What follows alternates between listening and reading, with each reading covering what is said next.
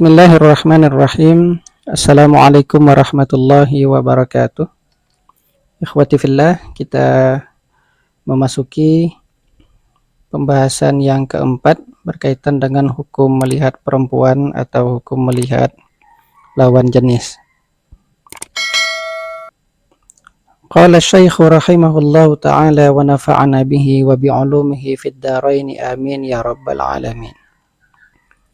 Qala والرابع النظر لأجل النكاح فيجوز إلى الوجه والكفين تقدم أن النظر قد لا تدع إليه حاجة وقد تمس الحاجة إليه وقد مضى الضرب الأول.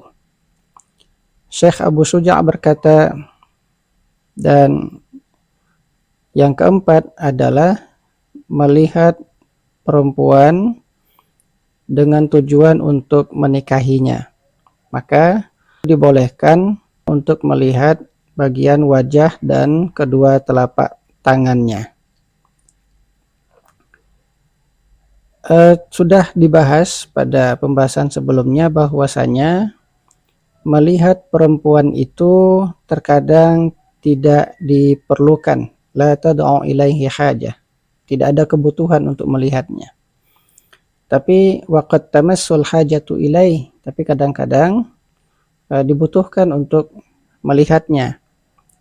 Nah, jenis yang pertama, keadaan yang tidak membutuhkan untuk melihat perempuan itu sudah selesai dibahas pada pembahasan sebelumnya. Sekarang memasuki pembahasan yang kedua, yaitu keadaan-keadaan yang membutuhkan untuk melihat perempuan. Ad-darbu tsani ma tamassu ilaihi al-hajatu wal hajatu umurun minha qasdun nikahi fa idza arada ar-rajulu an yatazawwaja imra'atan wa raghiba fi nikahiha fala shakka fi jawazi an-nazari ilaiha. وهل يستحب لئلا يندم لأن النكاح يراد للدوام أو يباح؟ الصحيح أنه يستحب لقوله عليه الصلاة والسلام للمغيرة انظر فإنه أحرى أن يؤدم بينكما. رواه النسائي وابن ماجه وحسنه الترمذي وصححه ابن حبان والحاكم وقال إنه على شرط الشيخين وغيره من الأخبار. Jenis yang kedua atau kelompok yang kedua adalah pandangan yang dibutuhkan atau keadaan yang membutuhkan untuk melihat perempuan. Nah, kebutuhan itu ada beberapa macam.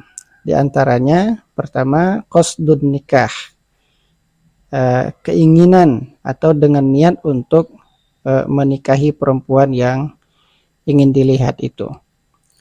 Apabila seorang laki-laki ingin menikahi seorang perempuan dan dia senang untuk menikahinya, maka tidak diragukan lagi bahwa ia boleh untuk melihat perempuan tersebut. Nah, pertanyaannya, apakah melihat itu dianjurkan atau disunnahkan supaya nanti dia tidak menyesal dengan alasan bahwa tujuan dari menikah itu adalah agar pernikahannya langgeng.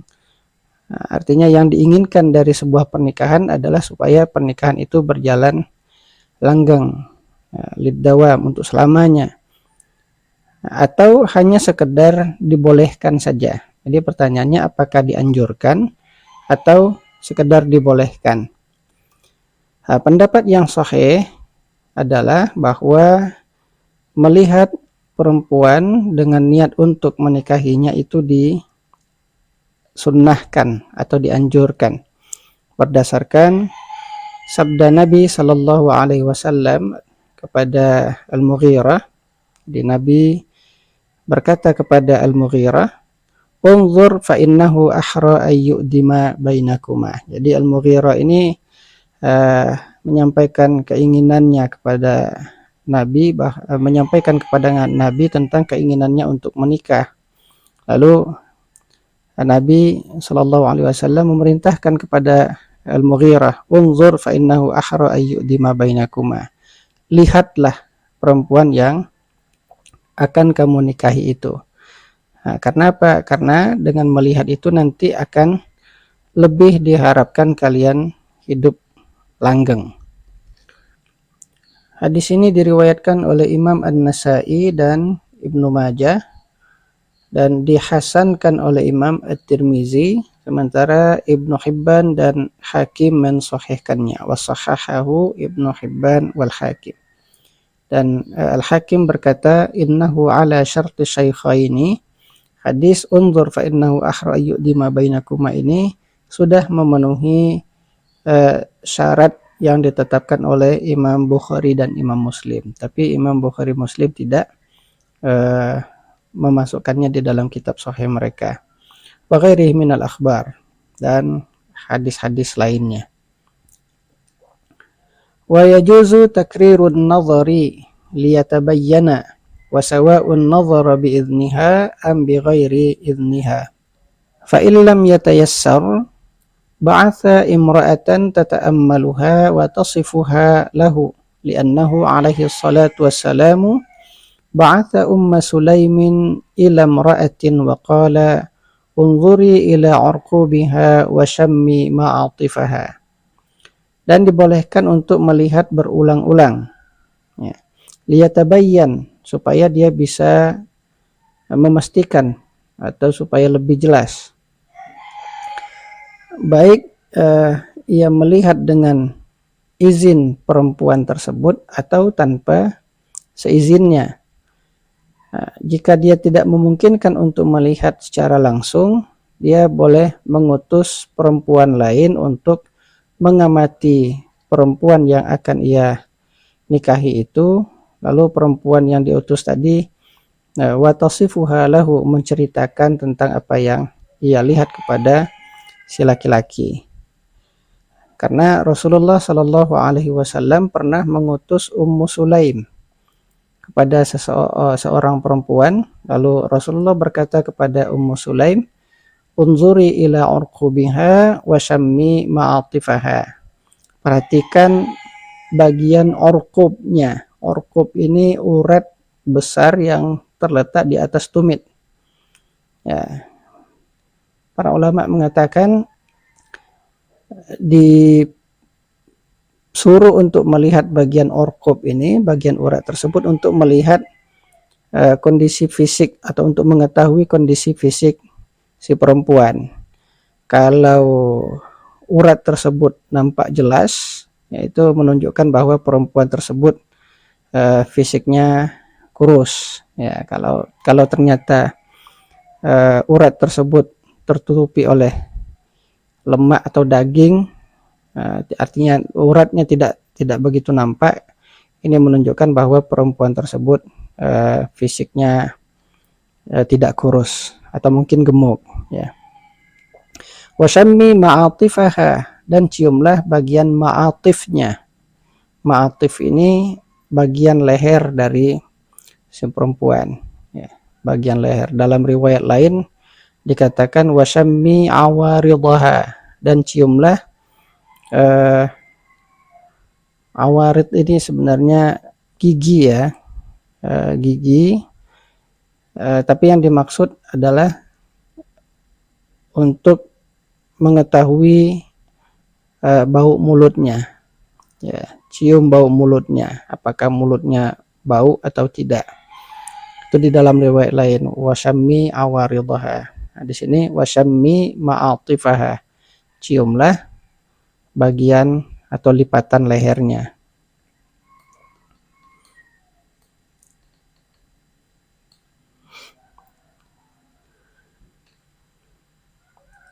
Wal mar'atu aidan idza raghibat fi nikahi rajulin tanzuru ilaihi fa innahu yu'jibuha minhu ma yu'jibuhu minha.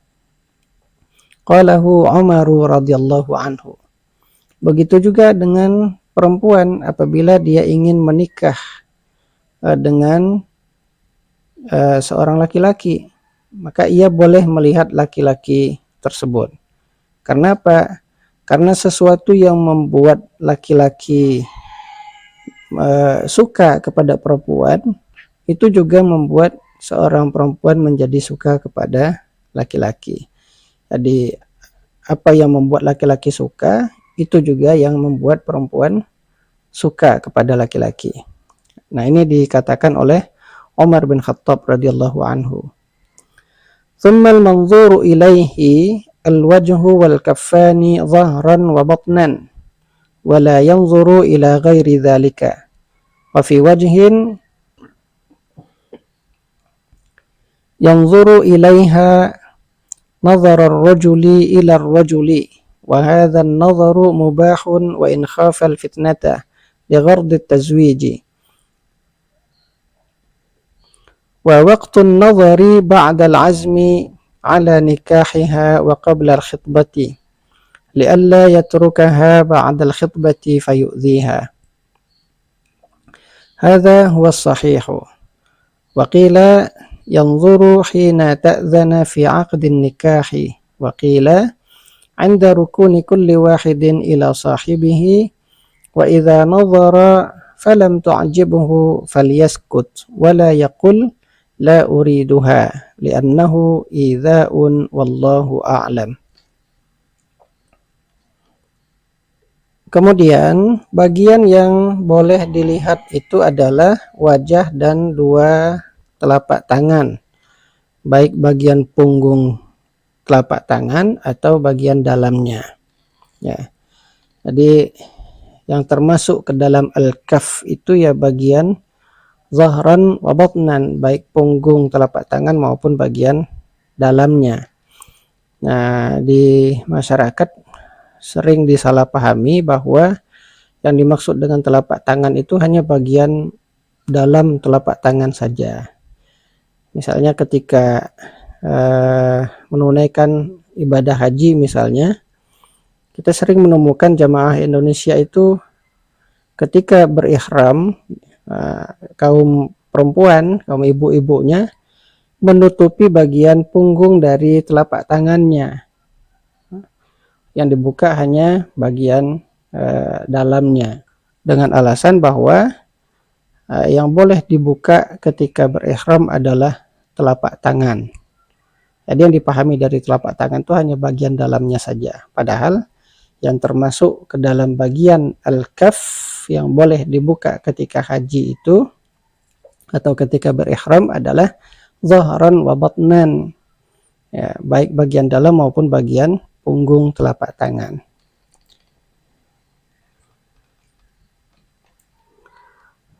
Dan tidak dibolehkan untuk melihat selain dari wajah dan telapak tangan. Wa fi wajhin, dan pada pendapat yang lain dikatakan ia boleh melihat perempuan itu sebagaimana ia melihat sesama laki-laki. Ya. Jadi kalau batasan aurat laki-laki itu antara pusar dan lutut, selain dari pusar dan lutut boleh dilihat, maka melihat perempuan dengan niat untuk menikahinya boleh melihat antara selain dari pusar dan lutut. Ini menurut pendapat yang lain. Wa hadzal nadharu mubahun wa in khafal fitnata, dan pandangan ini dibolehkan, ya, baik melihat menggunakan pendapat yang pertama hanya melihat wajah dan telapak tangan, atau menggunakan pendapat yang kedua melihat selain antara pusar dan lutut. Nah, ini dibolehkan mubahun wa in khafal fitnata, sekalipun dikhawatirkan akan menimbulkan fitnah atau syahwat. Li ghardi tazwij. Nah, ini catatannya dengan tujuan untuk menikahinya. Wa waqtun nazari, dan waktu untuk melihatnya, waktu untuk melihat itu adalah setelah bulat kemauan untuk menikahinya. Artinya tekadnya sudah kuat untuk menikahinya dan dilakukan sebelum khitbah atau melamar. Supaya apa? Supaya perempuan itu tidak ditinggalkan setelah ia dikhitbah, sehingga hal tersebut akan menyakitinya. Jadi kalau melihat itu dilakukan setelah khitbah, ada kemungkinan nanti akan ditinggalkan ketika